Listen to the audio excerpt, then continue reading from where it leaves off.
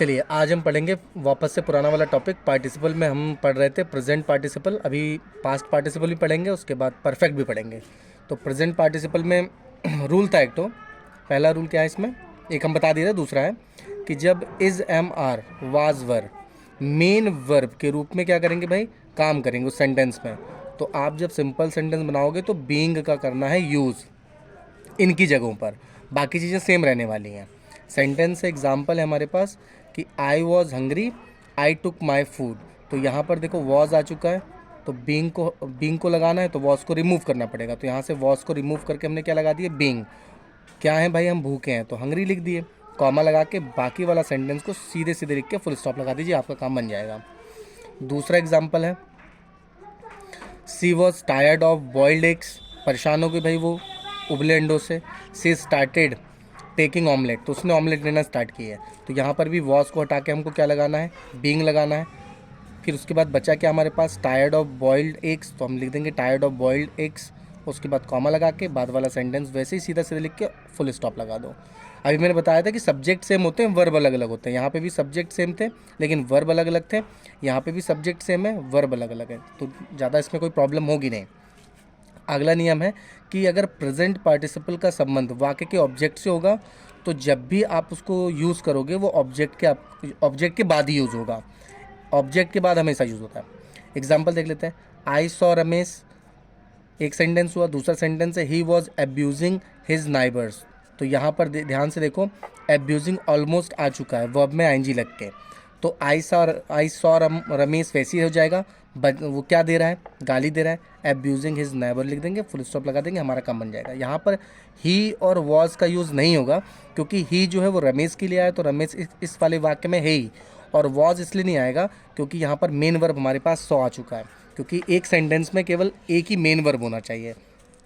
अगला है एग्जाम्पल हमारे पास, a funny fox saw some grapes, full stop हो गया। दूसरा सेंटेंस है they were hanging from a vine, ये दूसरा हो गया। अब यहाँ पे हम देखते हैं कि आईएनजी फॉर्म लग के आया ही हुआ है, यानी कि ऑब्जेक्ट के लिए यूज़ हो रहा है, तो ऑब्जेक्ट के बाद ही आएगा। तो a funny fox saw some grapes पूरा वैसी सेंटेंस आ जाएगा हमारा। बचा है कि हमारे पास हैंगिंग, हैंगिंग को ले आएंगे, फ्रॉम ए वाइन आ जाएगा, ये आपका सेंटेंस तैयार हो जाएगा। दे इसलिए नहीं देख रहे क्योंकि दे ग्रेप्स को रिप्रेजेंट कर रहा है, रिमूव हो जाएगा। अभी इसके पहले मैंने बताया वर्ब का यूज़ नहीं होगा क्योंकि एक सेंटेंस में एक ही मेन वर्ब होगा, तो यहाँ सॉ आ चुका था। इसमें फिर अगला रूल है हमारे पास परफेक्ट पार्टिसिपल में। परफेक्ट पार्टिसिपल का रूल है, इसमें वर्ब में आईएनजी प्लस थर्ड फॉर्म का यूज़ होगा। इसका जो की पॉइंट है कि एक काम समाप्त होगा उसके बाद दूसरा काम चालू होता है, ये आपको ध्यान में रखना कि एक काम खत्म होगा तभी दूसरा चालू होगा, नहीं तो आप कंफ्यूज जाओगे प्रेजेंट पार्टिसिपल में और परफेक्ट पार्टिसिपल में। तो यहाँ पर है पहला सेंटेंस और एग्जाम्पल भी कि she had completed her written work, एक सेंटेंस हुआ कि अपना काम रिटर्न वाला कर लिए। सी वेंट टू मार्केट, फिर मार्केट जाएगी, काम खत्म करने के बाद ही तो मार्केट जाएगी। तो यहाँ पर जो हैड है उसको रिमूव करना है क्योंकि हमको हैविंग प्लस थर्ड फॉर्म का यूज़ करना है। तो हैविंग हो गया, थर्ड फॉर्म कंप्लीटेड हो गई, क्या कंप्लीट कर लिया, अपना रिटर्न वर्क, तो हर रिटर्न वर्क आ जाएगा, कॉमा लगा दीजिएगा, सी वेंट टू मार्केट लिख के फुल स्टॉप कंप्लीट। अगर यही चीज़ पेसिव वॉइस में होगी तो having been plus third form का यूज़ होगा। एक एग्जांपल देखिए कि he was punished by his teacher, एक सेंटेंस हो गया, टीचर के द्वारा पनिश किया गया, और ही फेल्ट सॉरी, फिर ही फेल्ट सॉरी है, दूसरा सेंटेंस हो गया। तो यहाँ पर वॉज को हटाएंगे, हैविंग बीन लगाएंगे, पनिश्ड का पनिश्ड किसके द्वारा, बाई टीचर, कॉमा लगाना है, और ही फेल्ट सॉरी करके फुल स्टॉप लगा देना। तो इस तरह से आज आपका पार्टिसिपल के तीनों फॉर्म कंप्लीट हो गए हैं। कौन कौन सा, past participle, perfect participle, present participle. Order कुछ भी होगा लेकिन पहले तो प्रेजेंट पार्टिसिपल, दूसरा पास्ट पार्टिसिपल और तीसरा परफेक्ट पार्टिसिपल। अभी पास्ट में एक बार और बताऊंगा, मैं इस पास्ट का अच्छे से बताऊंगा, पास्ट मैंने नहीं बताया, रोक दे। चलिए गाइस, आज हम पढ़ेंगे पास्ट पार्टिसिपल का यूज़। दो सिंपल सेंटेंस को एक सिंपल सेंटेंस में कन्वर्ट करेंगे, किसके यूज़ से, पास्ट पार्टिसिपल के यूज़ से।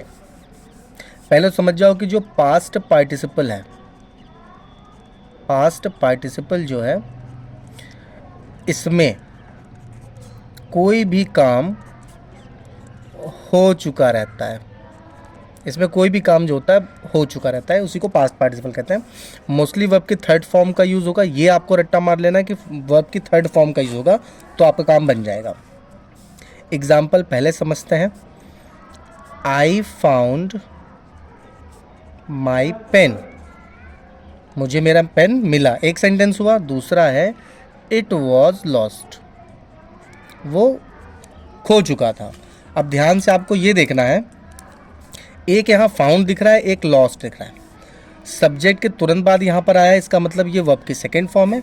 ये आपका यहाँ पर जो वॉज दिख रहा है वो आपका लिंकिंग वर्ब का काम कर रहा है। इट वॉज लॉस्ट, तो यहाँ पर जो भी आएगा वॉज के बाद थर्ड फॉर्म ही आएगा। इज़ हो गया, एम हो गया, आर हो गया, वाज हो गया, वर हो गया, इनके बाद अगर थर्ड फॉर्म आए तो आप समझ जाएगा वो मोस्टली इसमें एडजेक्टिव काम कर रहा है। तो आई फाउंड, चलिए मुझे मिला, क्या मिला? मेरा पेन, ना लॉस्ट पेन, लॉस्ट पेन, बस आपका सेंटेंस तैयार। I found my lost pen.